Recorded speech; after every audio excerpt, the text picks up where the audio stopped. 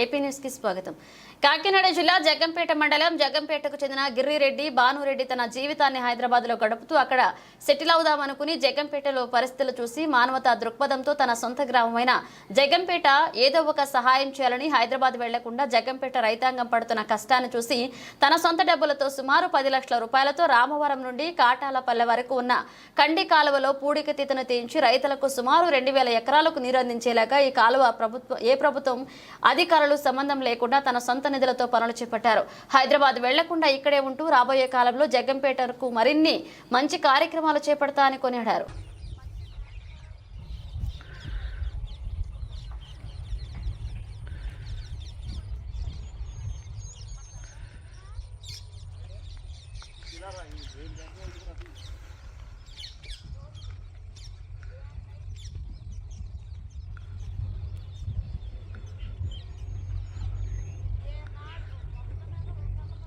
తొమ్మిది గంటల పని ఇది.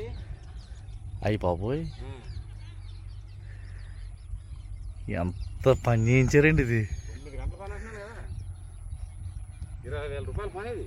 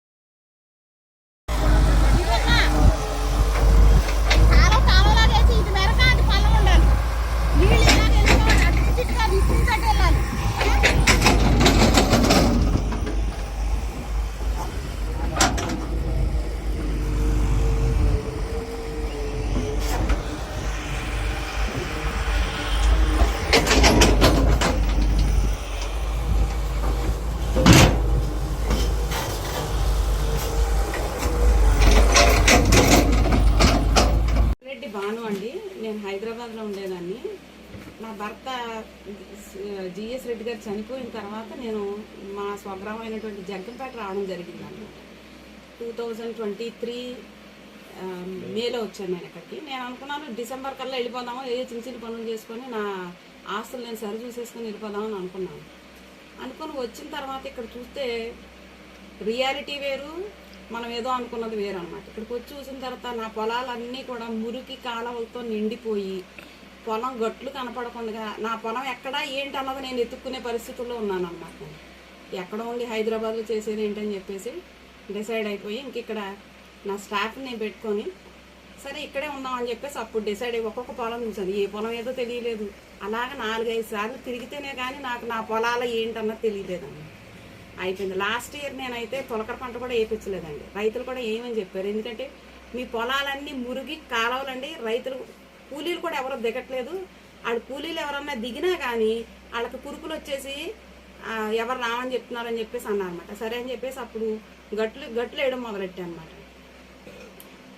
ఇవాళ నా పొలం చూసుకుంటే అవి పొలం గట్టులో ఉండవండి, చెరువు గట్టులో ఉంటాయి అన్నమాట. ఎందుకంటే ఈ జగ్గంపేటలో ఉన్న మురుగు నీరు అంతా కూడా నా పొలంలోనే ఉంటుంది. గవర్నమెంట్స్ మనం ఏం చేయలేము, పంచాయతీని ఏమనలేము, ఎవరిని ఏమనలేము. ఇంకెందుకని చెప్పేసి నా సొంత డబ్బులు ఖర్చు పెట్టి లాస్ట్ ఇయరే నేను 5 lakhs ఖర్చు పెట్టేసి, అంటే ఆ 5 lakhs కూడా నా సొంత భూములకే, వేరే వాళ్ళకి ఎవరికి నేను ఖర్చు పెట్టలేదు. నా సొంత భూములకే నేను ఖర్చు పెట్టేసుకొని మొత్తం చెరువు గట్టులో వేసుకున్నాను అనమాట నా పొలం గట్టి. సరే అయిపోయిన తర్వాత చూసుకుంటే ఎక్కడ చూసినా బాగానే పండింది అంటున్నారు. విత్-ఇన్ 1 or 2 daysలో బోల్డ్ నీరు వచ్చేసిందండి. ఏటి కాలువ నీరు వచ్చేసింది, పుష్కర కాలువ నీరు వదిలేశారు, పోలవరం కాలువ నీరు వదిలేశారు, ఏలేరు కాలువ నీరు వదిలేశారు. ఇవన్నీ వదిలేసి మొత్తం ఇంచుమించుగా 700 acres ఆఫ్ ల్యాండ్స్లో ఉన్న ప్యాడీ అంతా ఫీట్ పైన ఉంటుంది అనమాట. సరే మా పొలం పక్కన రాజుగారు ఆయన ఉన్నారు, ఆయన తీసుకుని వెళ్ళా అనమాట. ఏంటంటే అసలు ఇదేదో చూద్దామని వెళ్తే అసలు కాలువలు మాత్రం 20 to 30 feet విడ్త్ ఉన్నాయి. మొత్తం అంతా మడ్ లాగింగ్ డబ్రీ అనమాట అండి, భయంకరమైన డబ్రీ. ఎవరు ఇష్టం వచ్చినట్టు అంత ప్లాస్టిక్ ఎంత భూతం అన్నది ఆ కాలాలు చూస్తే అర్థం అవుద్ది అనమాట మీకు. సరే అయిపోయిన తర్వాత రాజుగారు అందరూ సజెస్ట్ చేశారన్నమాట, కొంచెం అన్నా చేద్దామని చెప్పి మొదలు పెట్టామండి.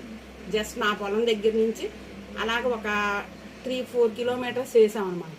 చేసిన తర్వాత ఎవరి కాళ్ళు రైతుల మధ్యలో తోరలు అడ్డేసారు. ఏమన్నంటే వాళ్ళ కోపం. సరే ఏదో రిక్వెస్ట్ చేసి, అప్పటికింత నాలెడ్జ్ లేదు నాకు, అడ్మినిస్ట్రేషన్ ఇరిగేషన్ తీసుకెళ్దాం అని అనమాట. సరే రిక్వెస్ట్ చేసి ఏదో కాసేపు తగ్గుపడి రిక్వెస్ట్ చేసేసి అక్కడ కంప్లీట్ చేసాం. అక్కడ కంప్లీట్ చేసిన తర్వాత మళ్ళీ అదే రైతులు నా దగ్గరకు వచ్చి, ఈ మీరు చేసిందంతా వేస్ట్ ఆఫ్ మనీ అండి, ఇంకా కొంచెం ఎక్స్టెండ్ చేయండి అని చెప్పారు అనమాట. సరే అని మళ్ళీ ఎక్స్టెండ్ చేసి దాన్ని మా పొలం దగ్గర ఉన్న కాలువ దగ్గర నుంచి కాట్రావులపల్లి తూర్లు అంటే నాకు ఐడియా లేదు, అక్కడ వరకు అనమాట అండి చేపించాను. ఒక చోట అయితే ఇంచుమించుగా 30 ఫీట్ వెడల్పు ఉంటుంది కాలువ, మొత్తం మడ్ లాగింగ్ అనమాట. 100 ఫీట్ లాగింగ్, ఇంచుమించుగా 20 ఫీట్ ఎత్తు అనమాట. జస్ట్ చిన్న మొక్క చేయడానికి నాకు 200 cc-తో 10 hours పట్టింది. సరే అయిపోయింది, సరే ఆపేసాను అనుకున్నాను. మళ్ళీ మా ఊరు రైతులు, జగన్పేట రైతులు వచ్చారు. లేదండి మీరు ఇచ్చేస్తే కుదరదు, మళ్ళీ మనం రామవరం దగ్గర నుంచి మళ్ళీ మన ఊరు దాకా కాలువ తీసుకురావాలని చెప్పారు. సరే ఇంత అయిపోయింది, ఇంక సర్లే అని చెప్పేసి మళ్ళీ దానికి కూడా ఓకే అని చెప్పాను అనమాట.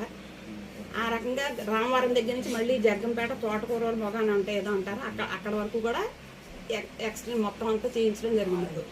జగ్గంపేట వరకు వచ్చిన తర్వాత కాలువ 2 రకాలుగా డివైడ్ అయిపోయింది అనమాట. మొత్తం అంతా చేయించాను. ఇంకా పిల్ల కాలువలు అయితే 70 cc-తో చేయించాం అనుకోండి. ఈ మెయిన్ కాలువలన్నీ కూడా 200 cc-తో 28 days నా స్టాఫ్ అందరూ కూడా కష్టపడ్డారండి. I'm thankful to them. అందరూ కష్టపడబట్టి విత్ ఇన్ 28 days-లో వీ హ్యావ్ కంప్లీటెడ్ సక్సెస్ఫుల్లీ అనమాట. అధికారులు ఎవరికైనా చెప్పారండి మీరు?